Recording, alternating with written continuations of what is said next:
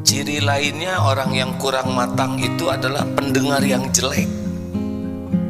Jadi tidak tahan dengar orang tuh, pengen motong aja, pengen menyela, tidak sabar untuk mendengar penjelasan orang lain. Pokoknya pendengar yang jelek, ciri khasnya itu kalaupun orang bicara dia tidak fokus, sibuk sana sini matanya tuh, seakan tidak mau nerima penjelasan orang, meremehkan penjelasan orang, dan bila ada kesempatan cepet motong. Lalu bicaranya juga lebih banyak, suka sekali interupsi, tidak betah kalau mendengar tuh. Jadi nanti kalau ada orang bicara tuh, dia tuh akan memperlihatkan ketidakbetahan. Lihat sana, nggak ada fokus menyimak. Orang yang dewasa matang disimak. Rasulullah Shallallahu Alaihi Wasallam kalau ada yang bicara beliau menyimak.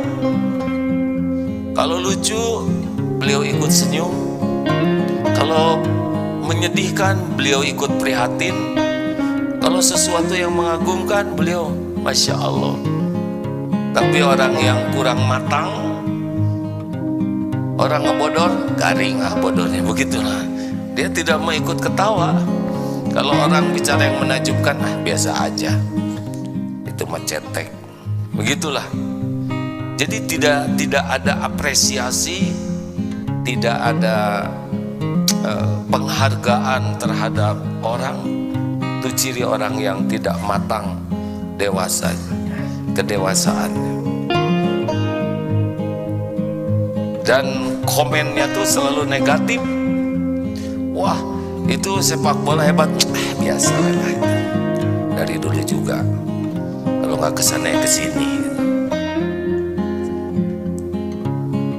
Kalau berita sesuatu, dia akan cari negatifnya untuk menunjukkan dirinya tuh paling tahu, paling paham, paling menguasai, ingin tampil terus kalau bicara tuh.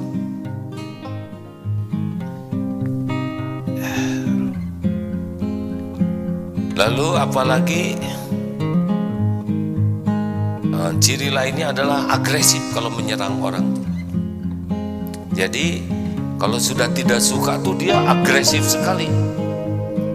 Tadi menyalahkan, nah lebih buruk lagi dia akan terus selain menyalahkan itu berusaha merusak reputasi orang. Kalau dia sudah tidak suka, dia akan cari jalan untuk menjatuhkan orang tersebut. Tidak tahan orang lain dipuji, itu tidak tahan. Dia akan terus agresif saja. Kelihatan itu ya, orang yang kurang matang tuh kepuasannya adalah melihat orang lain menderita. Apalagi ciri lainnya adalah suka melebih-lebihkan.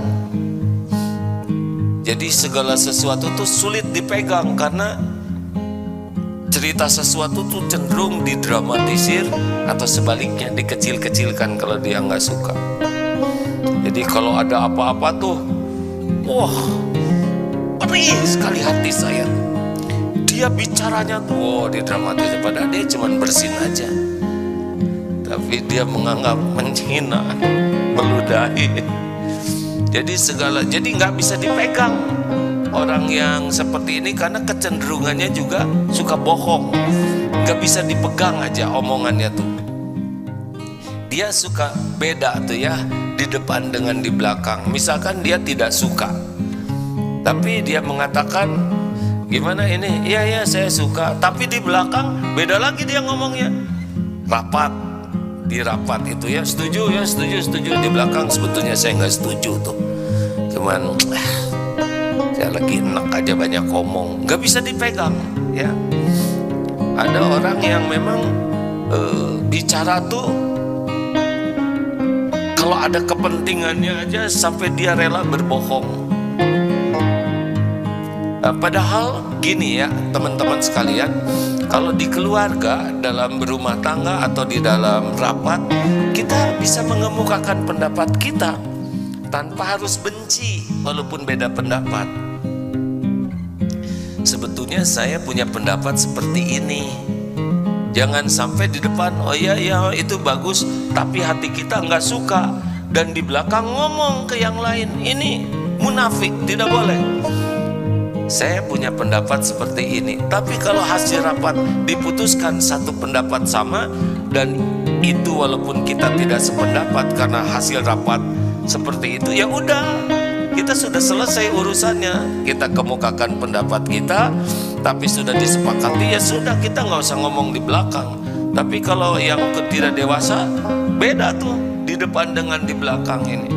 Ini nggak bisa dipegang seperti ini, membuat kita nggak nyaman.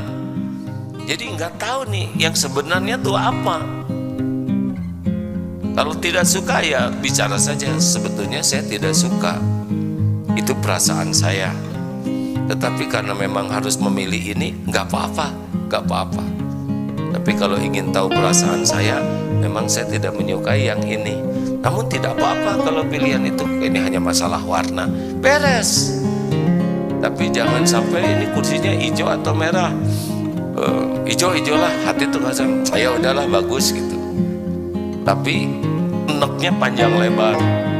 Bisa dipahami tidak nih? Kita memang tidak akan selamanya pendapat kita diterima, tetapi kita berani mengemukakan pendapat tanpa emosional dan berani untuk menerima pendapat orang lain, itu enak. Setuju, tidak setuju, gak apa-apa kalau pendapat ya. Jangan sampai mulut setuju padahal hatinya tidak, lalu ngedumel terus dan tidak ada akhirnya itu ngedumelnya tuh. Pernah ketemu nggak dengan yang seperti ini, yang suka ngedumel aja? Pernah dengar nggak? Pernah dengar? Jelas suaranya tidak? Jelas suara sendiri. Dan orang yang kurang dewasa tuh cirinya kalau bicara tuh ya cari sisi negatifnya aja. Dikasih makanan ini, sayang ya, nasi uduk sekarang mah kayak zaman dulu. Lihat aja kerupuknya cuman sedikit. Dulu mah banyak dan gede-gede.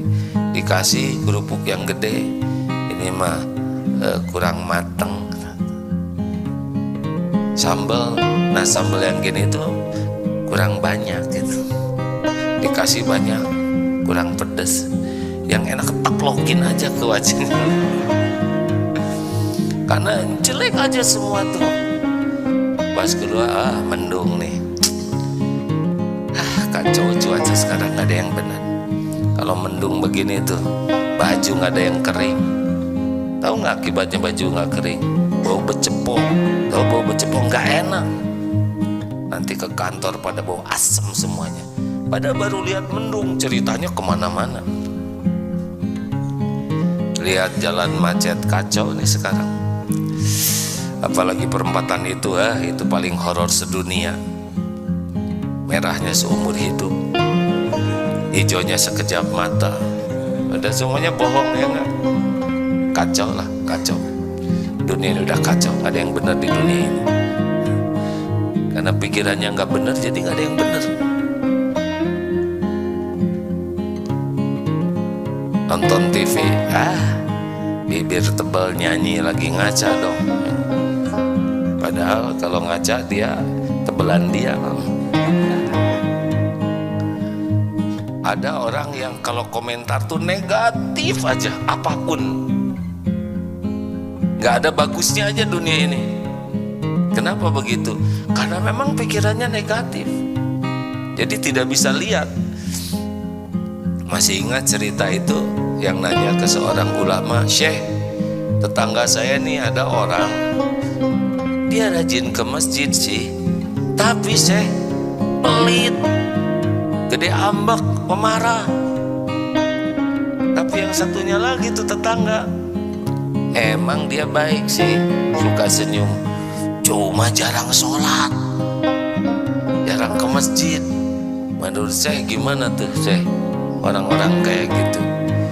Kata Syekh ini, menurut saya sih yang ke masjid tapi masih agak pelit, mudah-mudahan dengan rajinnya ke masjid beliau akan jadi dermawan juga dan pemaaf. Nah itu saya tuh yang jarang sholat gimana? Mudah-mudahan dengan beliau akhlaknya suka baik ke tetangga, dermawan, besok lusa jadi ahli sholat juga. Lalu yang jelek yang mana dong kalau gitu saya? Yang jelek itu kita sibuk mikirin kejelekan orang. Ini syekhnya bijaksana, kalau saya sih mau ngomongnya kamu gitu ya. Tapi syekhnya bijak menyebutnya kita yang hanya sibuk fokus kepada kejelekan orang. Ada tuh yang bapak dan anak ke masjid lagi banyak itikaf, ternyata yang di masjid pada tidur. Bah, dia tuh harusnya kan itikaf tuh bangun, ini kok pada tidur semua. Gimana menurut bapak tuh orang-orang kayak gitu? Menurut bapak sih bekutan mereka nak tidur, nggak banyak omong kayak kamu enak. Kamu mau bangun mikirinnya kejelekan orang.